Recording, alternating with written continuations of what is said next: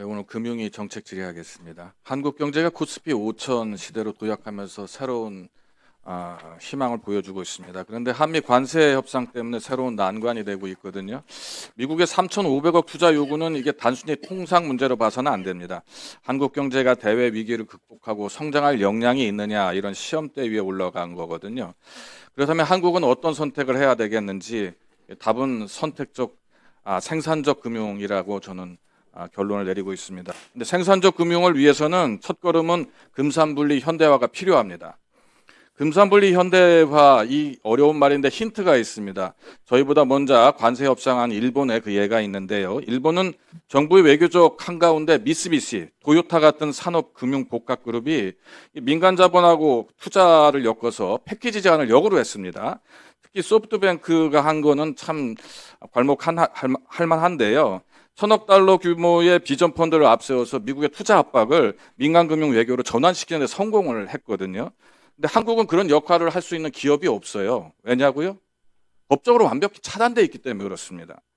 산업은 금융산업을 할 수가 없도록 돼 있고 금융도 산업에 진출할 수 없도록 수십 년간 법으로 막아놨지 않습니까? 고민하고 있습니까? 이런 부분에 대해서? 네, 그렇습니다. 네. 지금은 금융이 산업의 보조가 아닙니다. 이미 그 경쟁력 그 자체가 된 시대로 이미 접어들었습니다. 미국은 정부 보조금에 민간 자본과 연기금이 공동 투자를 이미 하고 있고 유럽도 반도체, 에너지, 방산 같은 전략 산업에 산업과 금융이 공동으로 조인트 벤처나 SPC 설립하고 있습니다. 일본 보세요. 산업금융이 자본이 직접 금융투자회사 운영하지 않습니까?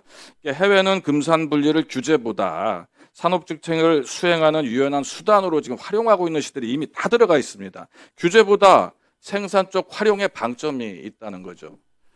근데 한국이 다릅니다. 지금 현재 금융산업 디지털 간 융합이 제도적으로 완전히 차단되어 있습니다. OECD 국가 중에 한국이 유일한 걸로 알고 있습니다. 맞습니까? 네.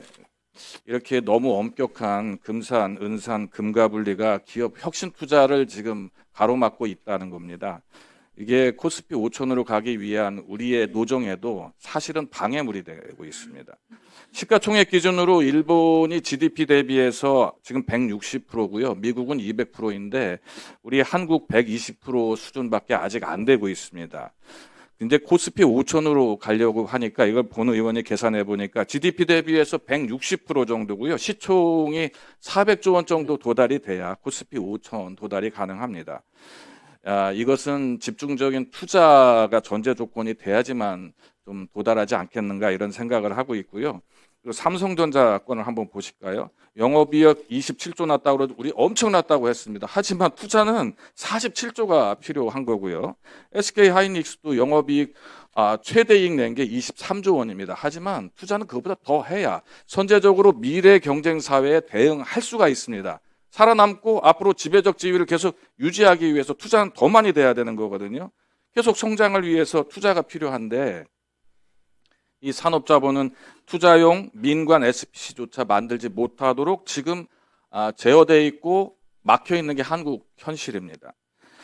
자, 그리고 전통금융의 디지털 자산금융 전환 어떤지 한번 또 따져보겠습니다.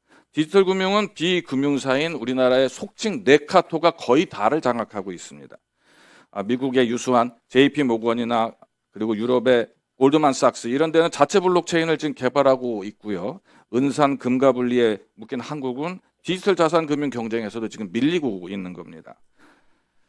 본 의원은 금산 분리 현대화가 진짜 지금 굉장히 절실하다고 생각합니다. 금산 분리는 금융의 산업 지배를 방지하기 위한 규제였지만 지금은 산업이 금융을 활용하는 것을 차단하는 장벽이 되고 있습니다. 산업에서 금융, 자본시장으로 이어지는 혁신 투자의 선순환을 막고 있다는 겁니다.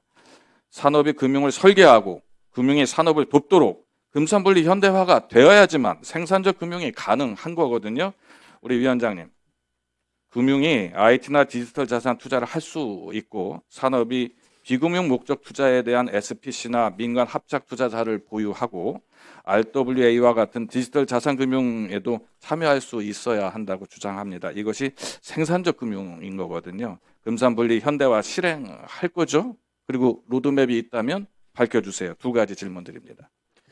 네, 그 금산분리 문제는 사실 이게 굉장히 오래 전부터 우리 한국 사회 산업 구조, 금융 구조 때문에 예를 들면 이제 산업자본이 금융자본을 사금고한다든지 또 금융자본 같은 경우는 타인 자본을 활용한 과도한 지배력 남용이라든지 이런 역사적 그 당시적인 어떤 제도적인 필요성이 있어서 도입이 됐는데 말씀하신 대로 점점 이제 투자 전쟁, 대규모 투자를 일으켜야 되는 그런 상황 속에서 어떤 면에서는 좀 그런 것들을 말씀하신 대로 뭔가 합리화하든지 개선해야 되지 않느냐 그런 문제 제기가 있고 최근에는 여러 가지 이제 저희들이 그 간담회라든지 이런 걸 통해서 그런 부분들이 확인된 부분이 있어서 이런 제도의 어떤 기본 원칙 이런 거는 지키면서 실용적인 방법으로 당장 애로 있는 부분을 어떻게 풀어낼 수 있는지 뭐 이런 부분들은 저희들이 고민해 가고 있고 아마 말씀 주신 산업자본이 금융 쪽으로 가는 부분은 주로 이제 공정거래법에서 일반 지주회사들의 그 금융 부분을 막아놓은 부분들을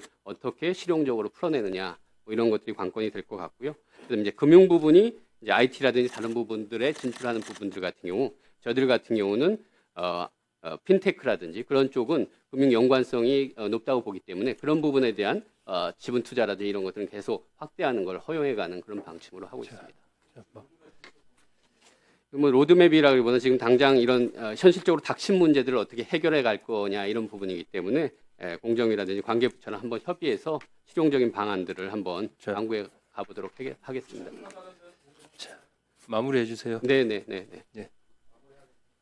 예.